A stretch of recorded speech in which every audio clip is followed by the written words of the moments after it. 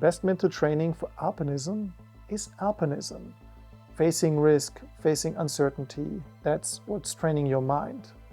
It's not always the best thing for your body, but it's definitely the best thing you can do in order to deal with danger. No oxygen, no Sherpa support. In winter, when winds reach 250 kilometers per hour, when Everest feels like 9,136 meters, alone on the difficult West Ridge. This is about redefining what's possible. This is Jost Kobusch's Everest. I climbed the deadliest mountain in the world, Annapurna 1. Back then, 225 people had successfully summited Annapurna. 83 of those died, mostly on the descent. What makes Annapurna 1 so dangerous?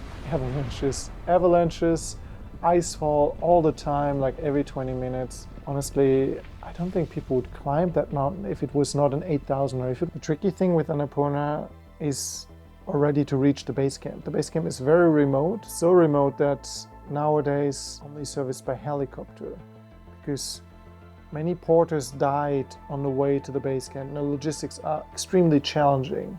I remember when I was there, I was the least experienced person in the base camp. My dream was to solo an 8,000er, and Annapurna 1 is the most rarely climbed 8,000 in the world. And there was this old, wise Turkish climber, Tunç Findik, who was very inspiring to me. He took me by the side, he said, "Jost, you should not climb this mountain.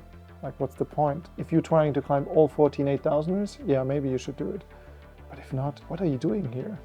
The inspiring thing that he did was he actually took a helicopter and left after he saw the route that season. And he had paid for everything himself, so there would be no pressure from his sponsors or anything. And that was really inspiring, that he was just like, "No, I looked at the route, it's too dangerous, I'm going home." I guess as a young alpinist, for me, until then, I always had this motto. It was like learn or die. I did projects I was not ready for. I went to do things really a bit too far outside my comfort zone, so I was forced to grow. If I wasn't growing, if I wasn't learning, I would die, basically. That's why I called it learn or die approach. But on Annapurna 1, the risk was so high that I looked at the peak and I was like, okay, I'm grateful that I can be here, but the summit is a bonus. I'm here to experience, I'm here to learn. And if I stand on the summit, wow. And if not, well, that's also okay. The reason why Annapurna is so dangerous is because the route is a mess. It's like, I found this old picture here on Instagram. It goes in the most dangerous sections through these mixed terrain, underneath these seracs. Through here, and there are seracs everywhere. And on top of a serac, I put my tent here. That's like an ice balcony at 6.5, but this section here, roughly every 20 minutes, some stuff is coming down.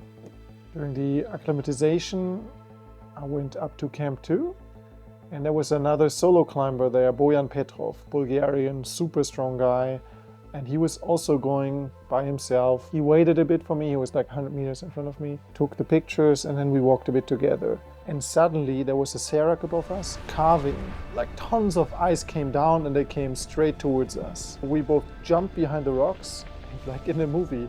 These ice blocks were going left and right, passing us, and we were behind these rocks. And I was so scared and it hurt in my stomach. It's like this kind of anxiety that makes you feel sick. And if Bojan wouldn't have taken this picture, he would have died instantly. He would have been crushed by the ice, and poof, that was a really close call. For me, mountaineering is a way to really deal with danger. Not in theory, not from a distance, but directly. It forces me to take a closer look at risk and how I handle it. Over time, I've learned that risk is always there, and I don't see it as something I need to eliminate completely, because without risks, there is no safety. Without risk, there is no growth, and without risk, there is no life.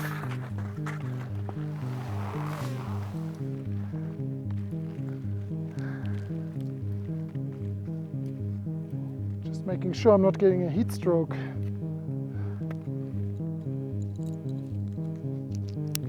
For me, risk isn't a problem. It's part of how life works. It's something that moves us forward. I think it's important to be able to deal with uncertainty. Not to freeze when things are unclear, but to make decisions anyway.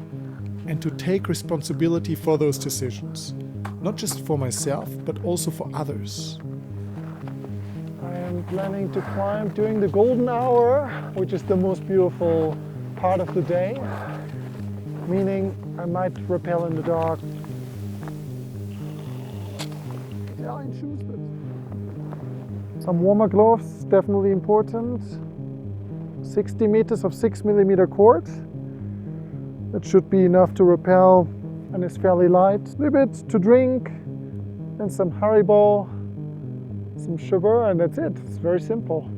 This down jacket, once I start really climbing, will also go in there. The mountains are a place where I can practice exactly that. They demand a certain mindset, but they also help develop it.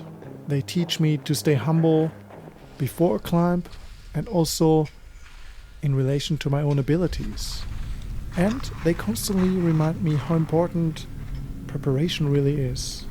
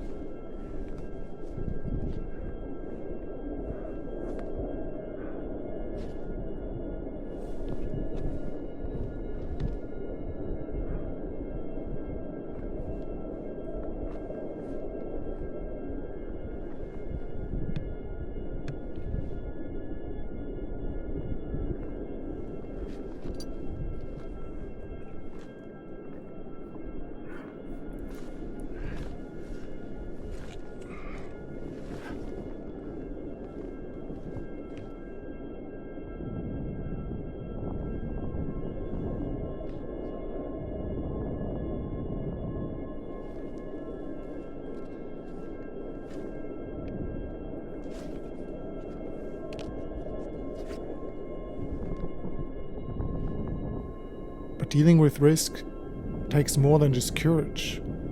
It takes awareness. And that awareness comes from experience, step by step, from learning, from making mistakes, and from being honest with myself about where my limits are. I've learned the hard way that not every goal is possible at any time, and not for everyone. That's true in the mountains, but also in everyday life. Risk is always part of it. The question is not how to avoid it completely, but how to understand it, and how to deal with it in a responsible way. Because when I do that, risk doesn't just feel like a threat. It becomes something that makes me feel more alive.